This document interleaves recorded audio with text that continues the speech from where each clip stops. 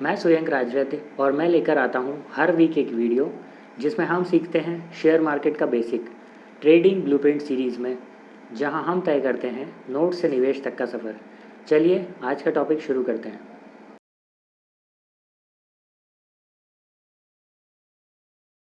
Stock खरीदने से पहले 90% लोग एक गलती करते हैं, सीधा चार्ट देख के बाय कर देते हैं। Result loss.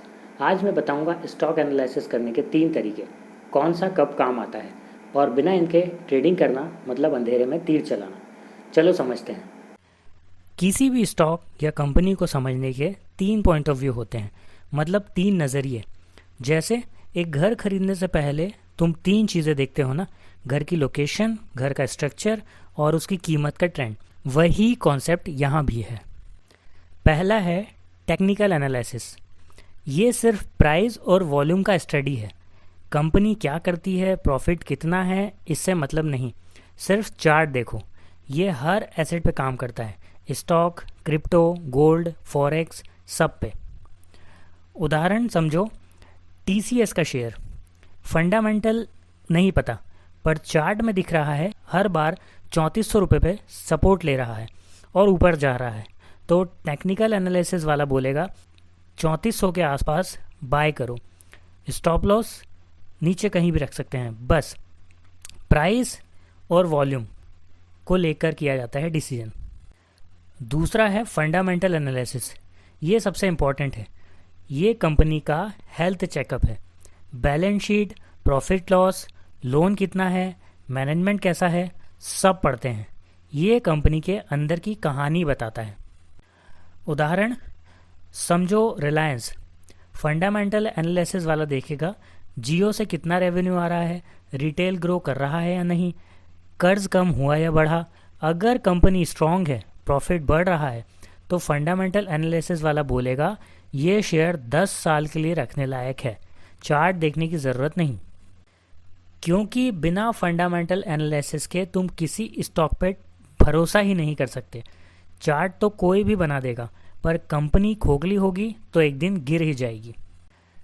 तीसरा है क्वांटिटेटिव एनालिसिस। ये पूरा मैथ्स और डाटा का खेल है, इमोशन नहीं, सिर्फ नंबर। जैसे जब RSI 30 के नीचे जाए और वॉल्यूम 2 गुना हो जाए तो 80% टाइम शेयर ऊपर जाता है। ये बैकटेस्ट करके रूल बना देते हैं। Pure objective way to trade. उदाहरण समझो एक एक्सेल शीट, उसमें 10 साल का डाटा डालो और देखो कि दिवाली के 1 महीने पहले FMCG शेयर हमेशा ऊपर गए हैं या नहीं। अगर 10 में से 9 बार गए तो क्वांटिटेटिव एनालिसिस वाला सिस्टम बना देगा, बिना सोचे बाय कर दो। अब सवाल, क्या तीनों सीखना ज़रूरी है? मैं बोलूँगा हाँ, थोड़ा थोड़ा। पर स्टार्ट कहाँ से करें? अगर तुम 5-10 साल के लिए शेयर रखना चाहते हो तो पहले फंडामेंटल एनालिसिस सीखो। फंडामेंटली स्ट्रॉन्ग स्टॉक ढूंढो, TCS, HDFC बैंक जैसी। चार्ट बाद में देखना, क्योंकि स्ट्रॉन्ग कंपनी हमेशा रिकवर कर जाती है। अगर तुम आज बाय करके शाम को ही बेचना चाहते हो तो टेक्निकल एनालिसिस काम आएगा। Chart, candle, support, resistance. पर सुनो, एक एक्सेप्शन है। अगर मार्केट में कोई बड़ी न्यूज़ आ गई, जैसे कंपनी का स्कैम पकड़ा गया या CEO रिज़ाइन कर गया, तो टेक्निकल एनालिसिस फेल हो जाता है। चार्ट तो ऊपर दिखा रहा था, पर स्टॉक नीचे गिर गया और वापस ही नहीं आया, क्योंकि कंपनी ही डूब गई। इसीलिए टेक्निकल एनालिसिस के साथ थोड़ा फंडामेंटल एनालिसिस भी ज़रूरी है, वरना पैसा डूब सकता है।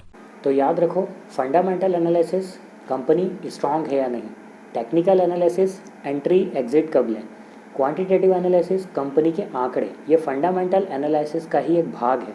बिगिनर हो तो फंडामेंटल एनालिसिस स्टार्ट करो, बिना फाउंडेशन के घर नहीं बनता।